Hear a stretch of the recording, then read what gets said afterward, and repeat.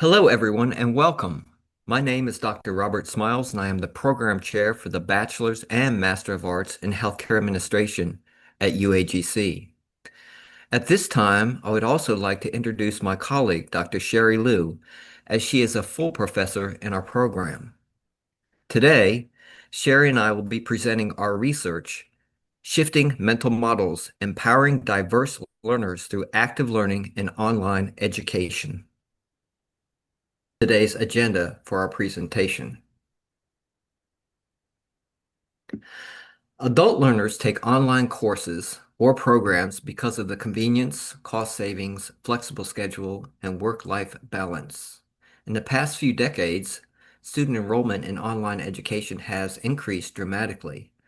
The online modality of providing education has become a crucial part of higher education.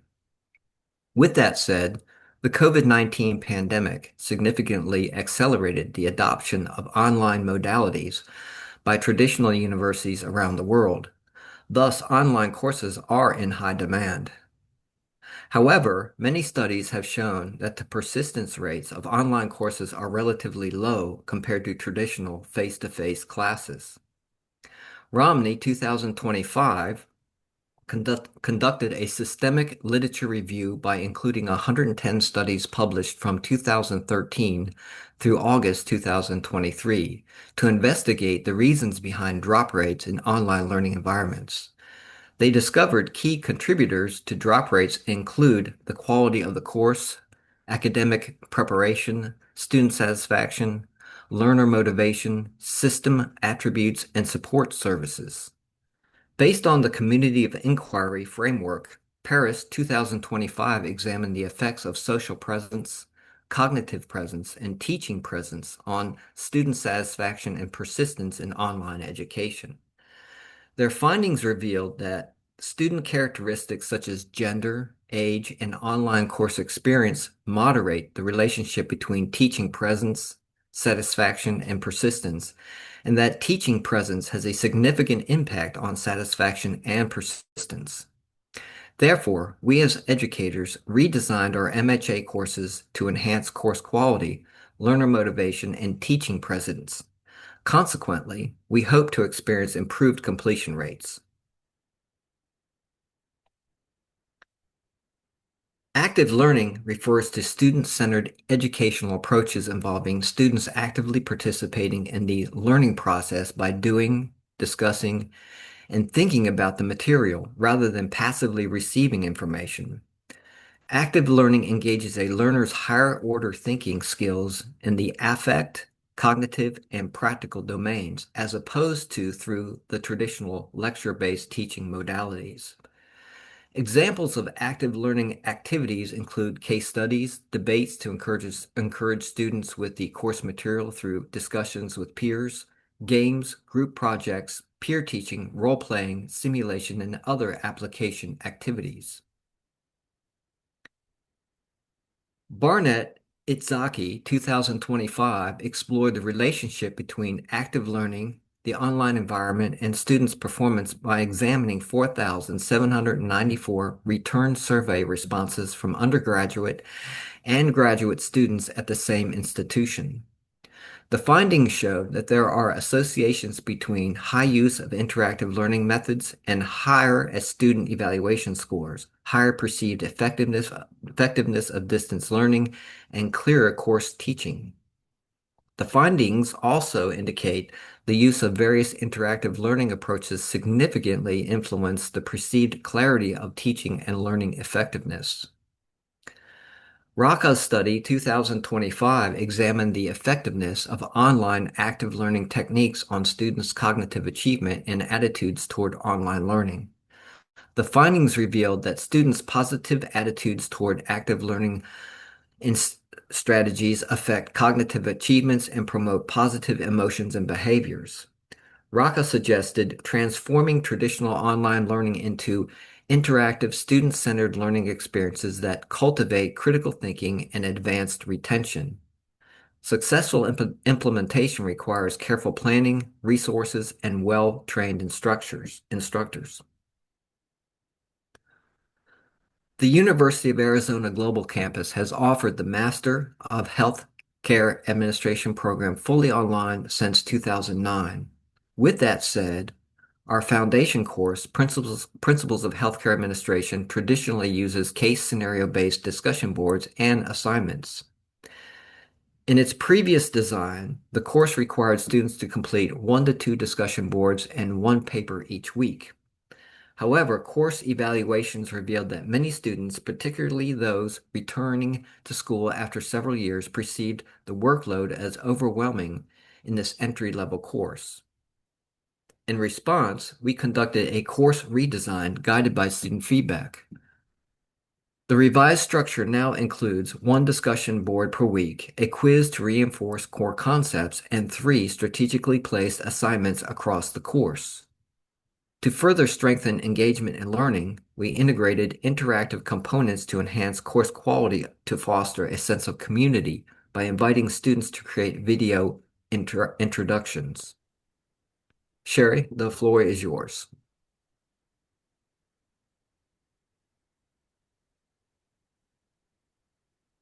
Thank you, Robert. The quality of course redesign is a key performance indicator for many higher education institutions.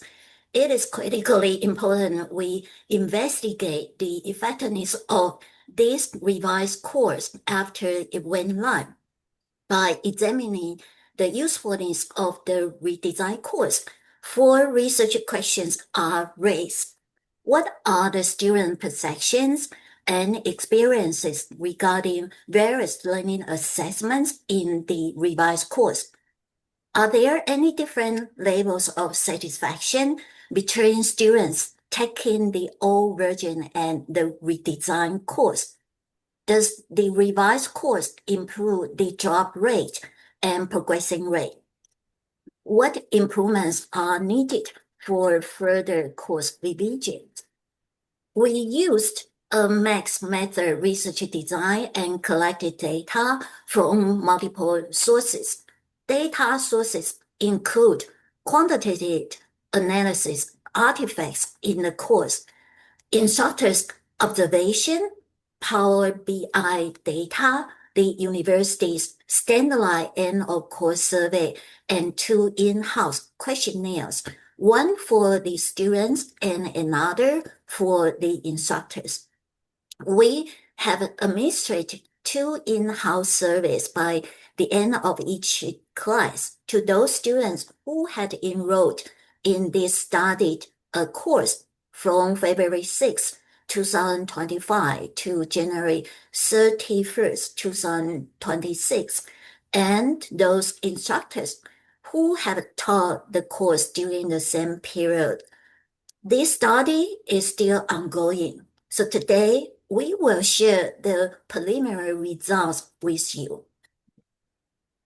As of today, we received 20 survey responses. Let's take a close look at the results. All surveyed students either agree or strongly agree with 3 survey items. The course increased my knowledge of the healthcare industry. The instructor provides flexibility and care about my success. The instructor provided timely and constructive feedback for improvement. On the other hand, 75% of surveyed students feel that V2 assignment helped them polish their PowerPoint presentation skills. 2 survey items have 80% rating. The interactives were engaging and helped me understand the concepts of healthcare management. The information regarding career service center and professional organizations such as ACHE is beneficial. 84% of students feel the template for completing 3 assignments are helpful. 85% of students appreciate the usefulness of graduate readiness module. 95% of the students enjoy scenario-based discussion boards and assignments and filled the instructions for discussion boards, learning activities, and assignments were clear. We also collected students' verbal comments. We would like to share some typical comments from our students. Some students don't like V2 assignment because they were just returning to school and felt unprepared. One student felt creating a PowerPoint presentation is the worst part of completing online courses. Even though one of our students has worked in healthcare for 31 years, this course added to and increased his or her knowledge in the healthcare industry. Other students also felt they have gained a lot of knowledge, enjoy learning by doing role playing. Those students who respond to the survey or say positively about their instructors make themselves available if needed and are helpful and engaging throughout the course. One student commented the flexibility of this class allowed them to complete it successfully. All students agreed their instructors gave timely and valuable feedback on each assignment and discussion. When asked, "What do you like the most about this course?" a student said, "It was a great course to start learning. All assignments were laid out and easy to follow for me. The course allowed me to work ahead when needed. Everything was enjoyable." No negative comments. We also asked students to provide their suggestion for improving this course. Students did not have any suggestion at this time. When compared to the annual course surveys data between 2 years, we did not see any item showing significant differences. However, I just want to point out that more students in the current version felt clear instructions were given for completing assignments. Now, let's review key course metrics. Compared with the old version, the revised courses had a slightly higher GPA and a lower fail rate, 0% versus 2%. We are delighted to see the revised course had a 9% lower drop rate and 6% higher progressing rate. 3 limitations were identified in this study. First, this research focuses on one course in the master program in healthcare administration. Therefore, the findings drawn from this research are not generalizable to any graduate courses at other UAGC programs or other universities. The second limitation was a low response rate at 16.2% from the in-house student survey. A low response rate poses a non-response bias, which could skew the overall results. The third limitation is related to confining factors such as student job situation, perceptions, or background, which may interfere with students' learning and objective evaluation of this course. We are still collecting data at this moment. We have not concluded any future research study yet. So, to wrap up our presentation, what did we learn from this course revision? Our preliminary findings showed even small but intentional changes like streamlining assignments, added interactive elements, and providing clear instructions can have a real impact.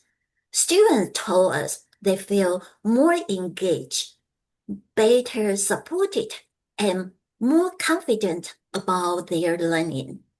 And when we look at the course data, we see encouraging signs, lower drop rates, higher progressing rates, and strong satisfaction with instructors and the overall course experience. The implications go beyond this single course. First, active learning and structured support clearly add value in an online graduate program.